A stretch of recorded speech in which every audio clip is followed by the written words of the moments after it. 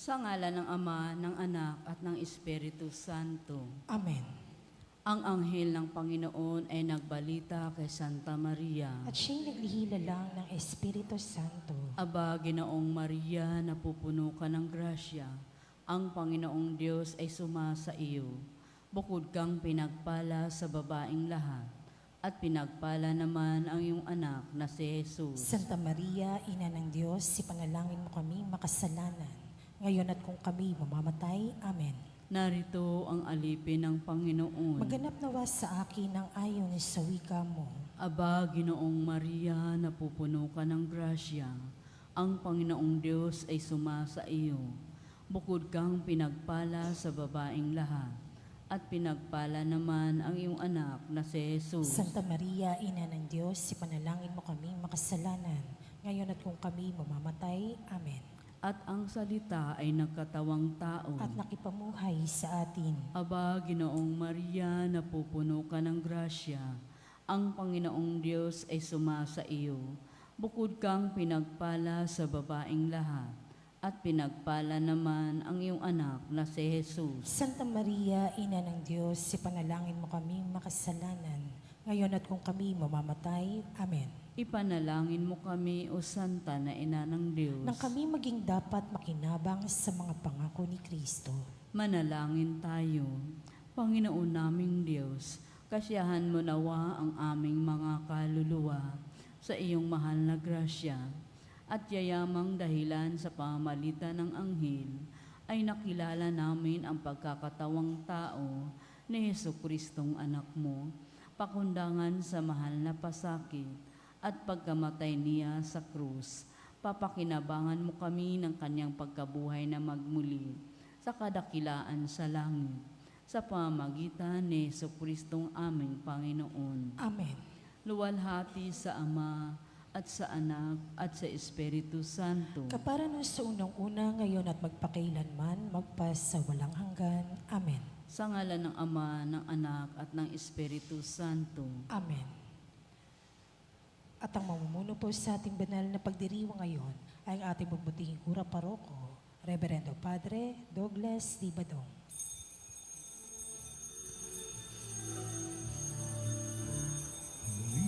Ng Panginoon, umawi ng kagalakan, at tutugin ang gitara, at ang kahayayang lira. Ipan ninyo ang trumpeta, kaya Panginoo'y tingin, ang landas niya'y takakin, habang buhay ay muli, agandang loob niya sa atin.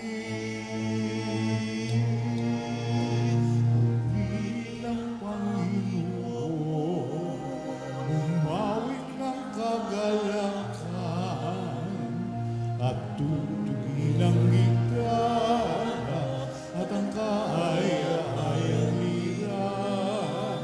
Ipan ninyo ang trumpeta, ipan na trumpeta.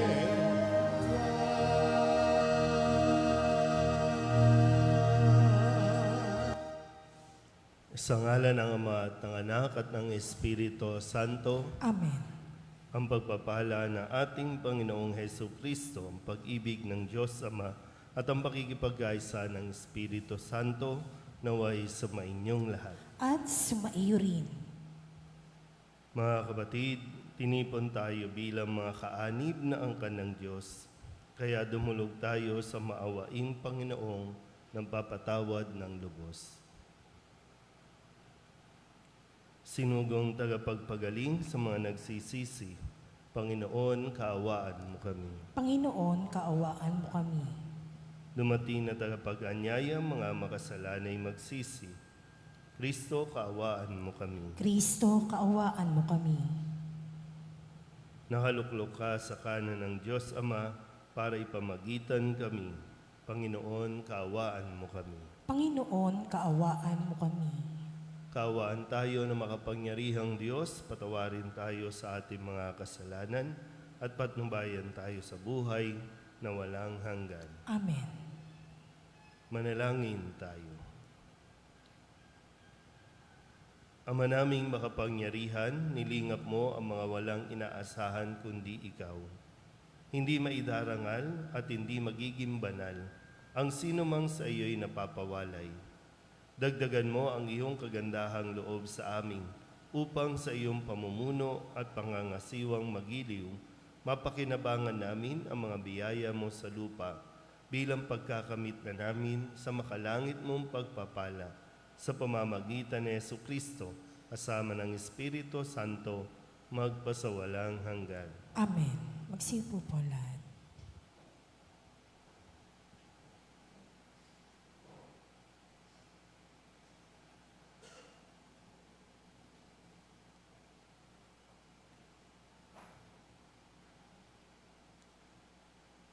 Pagbasa mula sa aklat ni Propeta Jeremias. Jeremias, ipaalam mo sa bayan ang inyong kalungkutan. Sabihin mo, araw-gabi hindi na ako titigil ng pag-iyak, sapagkat malalim ang sugat ng aking bayan. Sila'y malubhang nasaktan. Pag lumabas ako ng parang, nakikita ko ang mga nasawi sa digmaan. Pag ako'y pumunta sa mga bayan, naroon naman ang mga taong namamatay ng gutom. Patuloy sa paggala ang mga propeta at mga saserduti. Subalit hindi nila alam kung ano ang kanilang ginagawa. Panginoon, lubusan mo na bang itinakwil ang Huda? Napuot ka ba sa mga taga-Siyun? Bakit ganito? Kalubha ang parusa sa amin.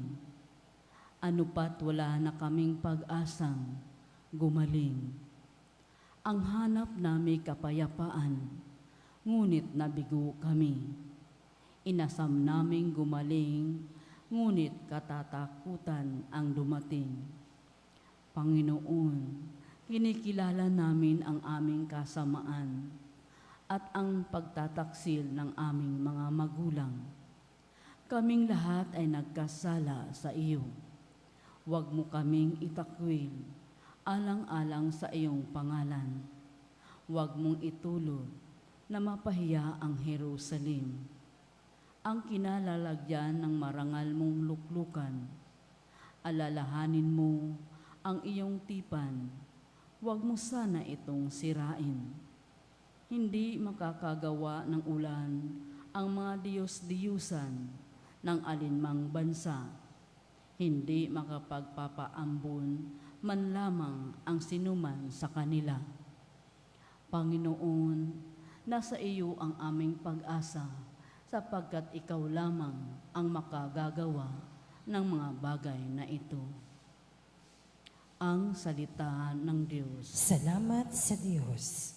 Saan mong tugunan ang ating pong itutugon? Dahil sa ngalan mo poon, iligtas mo kami ngayon. Ulitin po natin. Dahil sa ngalan mo poon, iligtas mo kami ngayon. Huwag mong parusahan kaming mga anak sa pagkakasala ng aming magulang. Ikaw ay mahabag sa mga lingkod mong pag-asa'y pumanaw. Tugon. Dahil sa ngalan mo poon, iligtas mo kami ngayon. Mahabag ka sana, kami ay tulungan, Panginoong Diyos na tagapagligtas. Dahil sa ngalan mo, kami nagkasalay, patawaring ganap, at ang pagpupuri sa iyo ng madlay hindi maglilingat. Tugon. Dahil sa ngalan mo poon, iligtas mo kami ngayon. Iyong kahabagan ang mga bilanggong kanilang hinuli. Dinggin mo ang daing sa taglay mong lakas. Iligtas mo silang takdang papatayin. Kaming iyong lingkod. Lingkod mo kami parang mga tupa sa iyong pastulan. Magpupuring lagi, magpapasalamat sa iyong pangalan. Tugon. Dahil sa ngalan mo poon, iligtas mo kami ngayon. Magsitayo po lahat.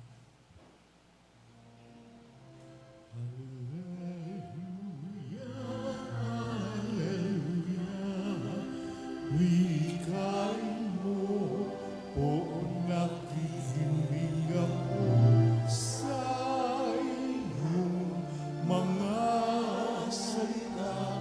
Alleluia, Alleluia, Alleluia.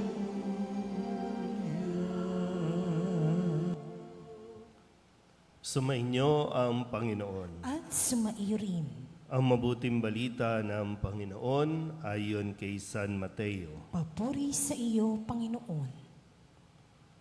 Noong panahong iyon, iniwan ni Jesus ang mga tao at pumasok sa bahay.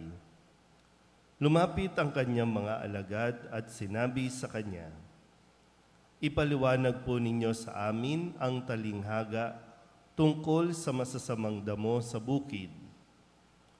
Ito ang tugon ni Jesus. Ang anak ng tao ang naghahasik ng mabuting binhi. Ang bukid ay ang sanlibutan. Ang mga taong pinaghaharian ng Diyos, ang mabuting binhi, at ang mga taong pinaghaharian ng dyablo, ang masasamang damo. Ang kaaway na naghasik ng mga iyon ay walang iba kundi ang dyablo. Ang pag-aani ay ang katapusan ng daigdig, at ang mga anghel ang mga tagapag-ani. Kung paanong iniipon ang mga damo at sinusunog, gayon din ang mangyayari sa katapusan ng daigdig. Susuguin ng anak ng tao ang kanyang mga anghel at iipunin nila mula sa kanyang pinaghaharian ang lahat ng nagiging sanhi ng pagkakasala at ang lahat ng gumagawa ng masama at iahagis sa maningas na pugon. Dooy mananangis sila at magngangalit ang kanilang ngipin at magliliwanag na parang araw ang mga matuwid sa kaharian ng kanilang Ama. Ang may pandinig ay makinig. Ang mabuting balita ng Panginoon. Pinupuri ka namin, Panginoong Heso Kristo. Isang magandang umaga po sa inyong lahat. Ngayon po ay Martes ng 17 linggo sa karaniwang panahon. At pinagkadiinan at nawa, mas unawain natin mabuti ang sinasabi ni Jesus sa atin pong Ebanghelyong narinig, lalong-lalo na po ang dulong bahagi, dahil si Kristo ay nagpapaliwanag. Ang sabi ni Kristo, ang may pandinig ay makinig. Alam na natin ito, lalo pa yung mga nakakatanda natin. Alam niyo po dahil sa inyong karanasan, kaya maraming napapahamak ay dahil ayaw nilang makinig. Pag pinagpapaliwanagan mo, pag kinakausap mo, hindi makikinig. Kaya crucial o importante na sa pagdalo natin sa misa o kaya naman sa mga formation, catechism, evangelization, na hindi ka lang basta present, kundi dapat nandoon ka mismo, bukas ang iyong mga tenga para naiintindihan. Kasi isa ito sa usapin natin na kinatatakutan nga nating harapin. Ayaw nga natin minsang maniwala. Pero mayroong katapusan ang lahat. Mayroong paghuhusga. Maniwala ka sa hindi, pagdating ng araw, uhusgahan tayo base sa ating naging pamumuhay. At yung pamumuhay natin, yung values natin, yung ugali natin, base yan doon sa pinakinggan mo. Naintindihan ba? Kasi yung talinghaga na naghasik ng mabuting binhi, pero bakit may masasamang damo? At maliwanag naman, yung kaaway, ang demonyo, nandiyan dyan. So, pag nakikinig tayo, hindi lang basta makikinig. Ano ang ginagawa natin? Sinusuri ba natin yung ating pinakikinggan? Kasi makikita naman po yung resulta. Napapabuti ba tayo o napapasama? Sino ang pinakikinggan natin? Eh ngayon nga, di ba, ang daming self-proclaim na influencer. Na akala mo, kasi dahil sa itsura, magaling magsalita, marami nga yung feeling all-knowing, at marami din talagang na-i-influensyan. Ang daming sumusunod, ang daming nakikinig. Pero napapabuti ba o napapasama? Dapat alam mo din ito, ikaw mismo eh. Dahil ikaw din naman magdedesisyon. Dahil pagdating ng araw, yung katotohanan na naging mabuti ka ba o naging masama. Kung naging mabuti ka, doon ka sa langit. Kung naging masama ka, doon ka sa apoy. Doon ka sa impyerno. Ano ba? Ngayon ba, sa tingin nyo, saan ka? Sa langit o sa impyerno? Pero ayaw nating entertain yan. Ay, hindi, kasi hindi naman ako mamamatay. Pero saan ka nga ba? Sa langit ka ba o sa impyerno? Kung ngayon, di ba? Ngayon, magna-knock on wood, wag naman po. So, ibig ba sabihin, hindi tayo confident na sa langit tayo kung ngayon tayo mamamatay? Pero yun ang katotohanan. Tanggapin mo man o hindi.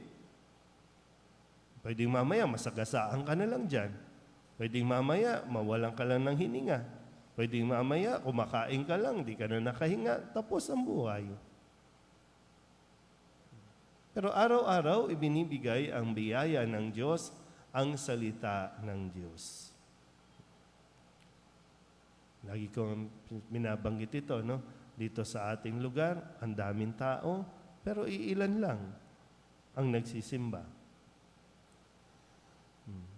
Pero kapag namatay, gusto natin ipasok sa simbahan, nung nabubuhay, ayaw nga makinig, di ba? Pero pag namatay, yung dapat ipasok sa simba, dapat misahan. Tapos na yun eh. Wala na. Nagsisimba ba siya? Tinatanggap ba niya ang salita ng Diyos? Nagpatawad ba? Nagmahal ba siya?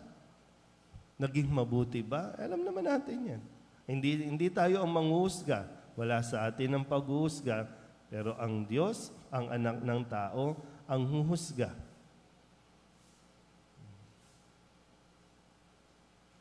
Dati, no? Lagi ko din sinasabi, ano ba? Bakit niya pinipilit ipasok? Nung buhay, ayaw pumasok ng simbahan. Pagpatay, gusto niyong ipasok.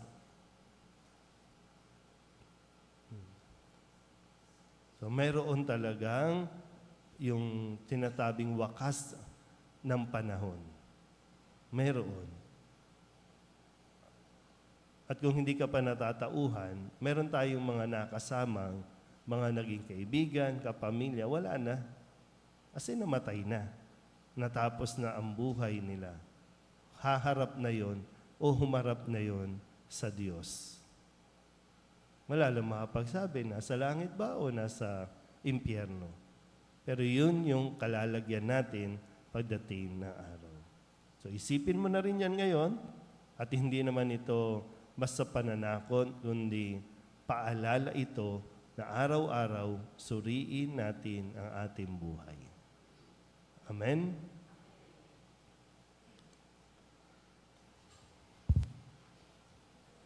Tinuruan tayo ni Kristo kung paano tayo makapapasok sa kaharian ng langit. Idalangin natin ang pagdating ng kaharian ng langit dahil nababatid nating sumasa atin ang Espiritu Santo na nagpapatnubay sa ating mga panalangin.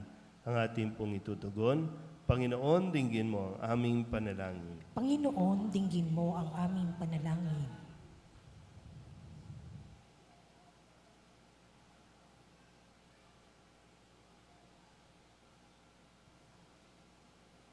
ang mga lingkod ng simbahan, naway tumalima sa kalooban ng Diyos at asamin ang kabutihan ng kanilang pinaglilingkuran.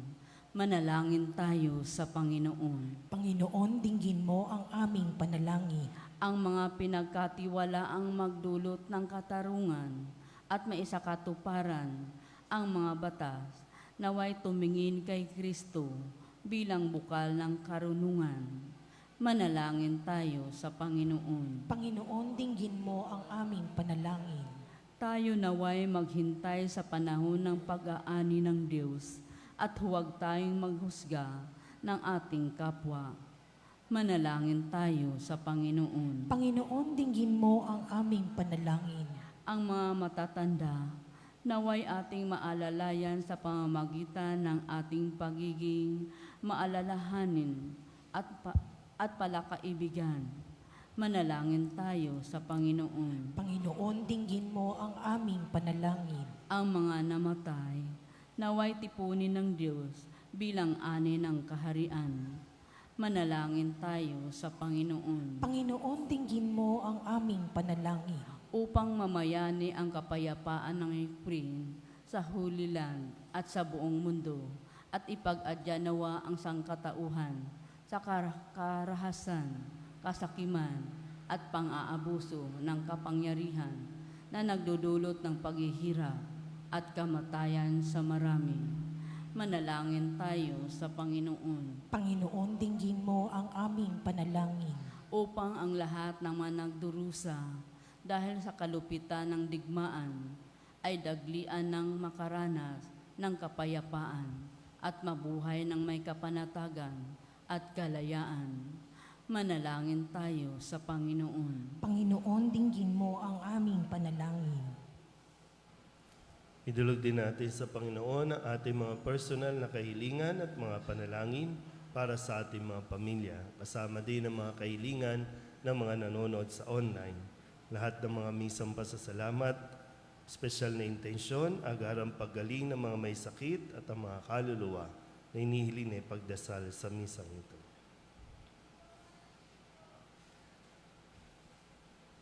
Ang lahat ng ito inihiling namin sa ngalan ni Kristong aming Panginoon. Amen. Magsiupo po lahat.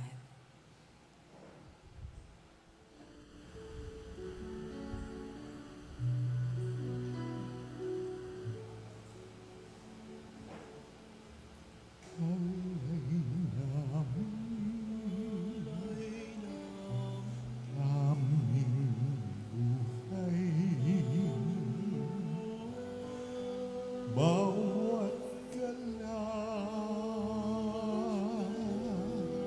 at lumbay, bawat pangarap naming taglay sa palad mo ilalagay.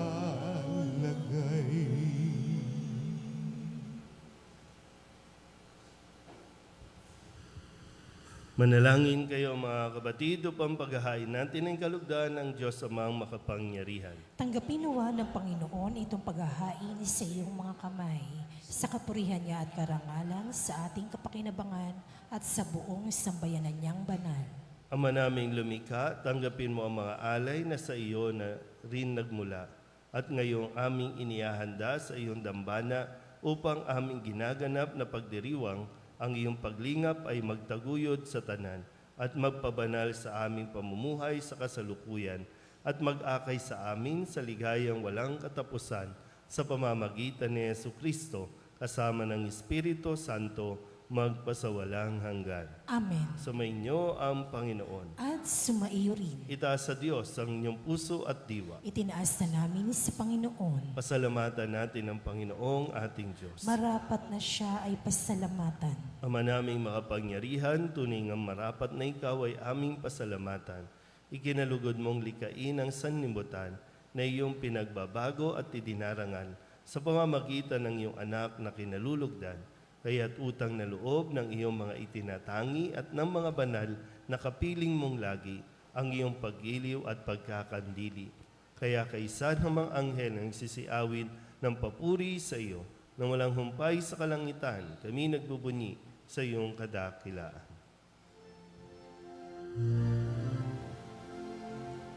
Santo, Santo, Santo, Panginoong Diyos na makapangyarihan, napupuno ang langit at lupa ng kaluwalhatian mo. Hosana sa kaitaasan, inagpala ang naparito sa ngalan ng Panginoon. Hosana sa kaitaasan. Ama naming banal, ikaw ang bukal ng tanang kabanalan. Kaya't sa pamamagitan ng iyong Espiritu, gawin mong banal ang mga kaloob na ito upang para sa aming maging katawan at dugo ng aming Panginoong Heso Kristo. Bago niya pinagtiis ang kusang loob na maging handog, hinawakan niya ang tinapay, pinasalamatan kaniya, pinaghati-hati ni iyon, iniabot sa kanyang mga alagad at sinabi, tanggapin ninyong lahat ito at kanin, ito ang aking katawan na ihahandog para sa inyo.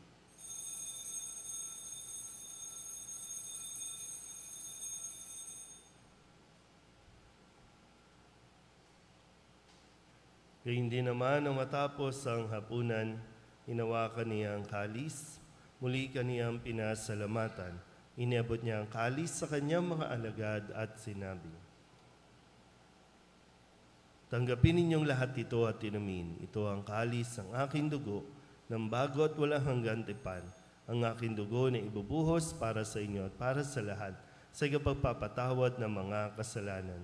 Gawin ninyo ito sa pag-alaala sa akin.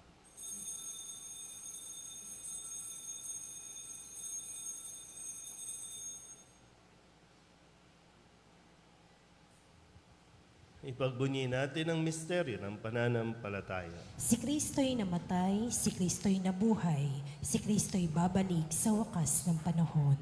Ama, ginagawa namin ngayon ang pag-alaala sa pagkamatay at muling pagkabuhay ng iyong anak. Kaya tiniaalay namin sa iyo ang tinapay na nagbibigay buhay at ang kalis na nagkakaloob ng kaligtasan.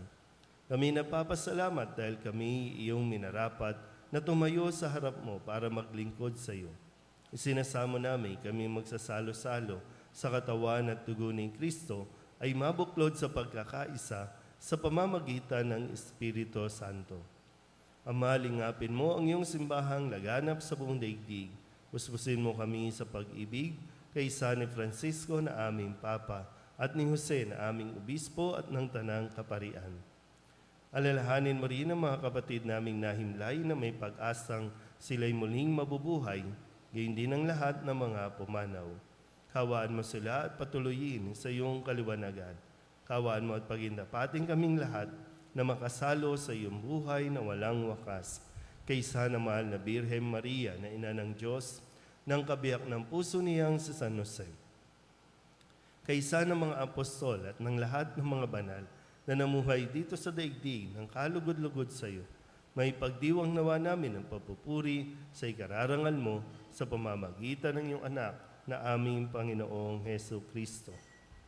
Sa pamamagitan ni Kristo, kasama niya at sa Kanya, ang lahat ng parangal at papuri ay sa iyo, Diyos amang makapangyarihan, kasama ng Espiritu Santo, magpasawalang hanggan.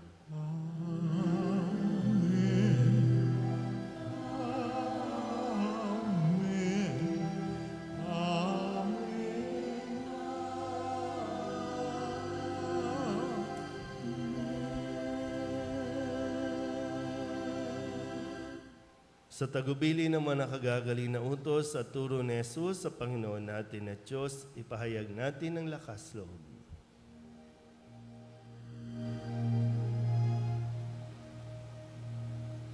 Ama namin, sumasalangit ka, sambahin ang ngalan mo. Mapasa amin ang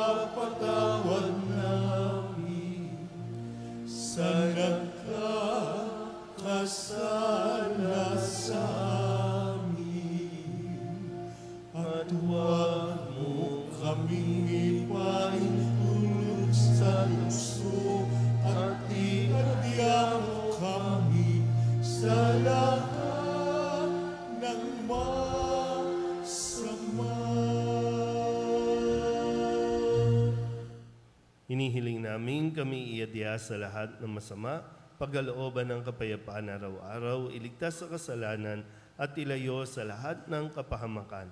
Samantalang aming pinananabikan ang dakilang araw ng pagpapahayag ng tagapagligtas naming sa Jesucristo. Sapagkat iyo ang kaharian at ang kapangyarihan at ang kapurihan magpakailanman. Amen. Panginoong Jesucristo, sinabi mo sa iyong mga apostol, kapayapaan ang iniiwan ko sa inyo, ang aking kapayapaan ang binibigay ko sa inyo. Tunghayan mo ang aming pananampalataya at huwag ang aming mga pagkakasala. Pagkalooban mo kami ng kapayapaan at pagkakaisa ayon sa iyong kalooban, kasama ng Espiritu Santo, magpasawalang hanggan. Amen. Ang kapayapaan ng Panginoon ay laging sumainyo. At sumaiyo rin. Magbigayan po tayo ng kapayapaan sa isa't isa.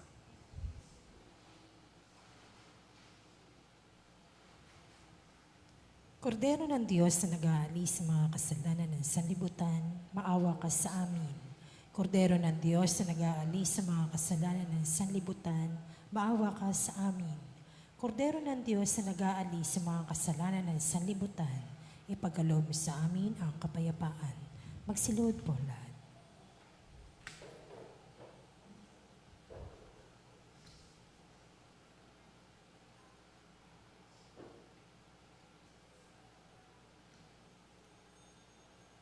Ito ang kordero ng Diyos. Ito ang nag-aalis ang kasalanan ng sanlibutan. Mapalad ang mga inaanyayahan sa kanyang piging. Panginoon, hindi ako karapat-dapat na magpatuloy sa iyo, ngunit sa isang salita mo lamang ay gagaling na ako.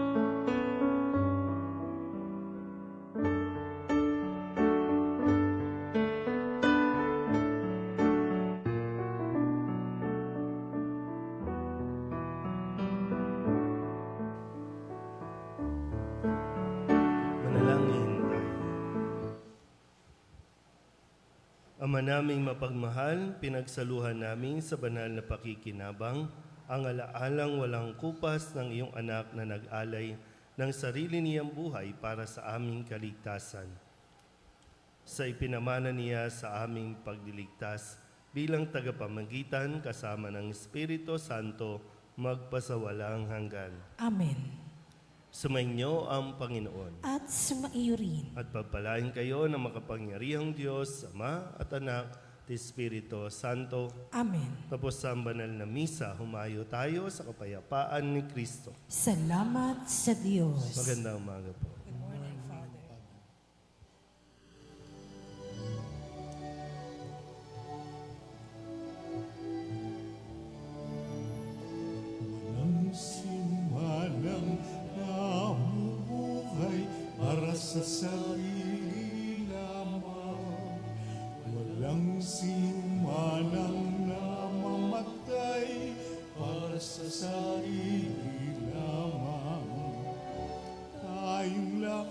bawat ay may pananagutan sa isa't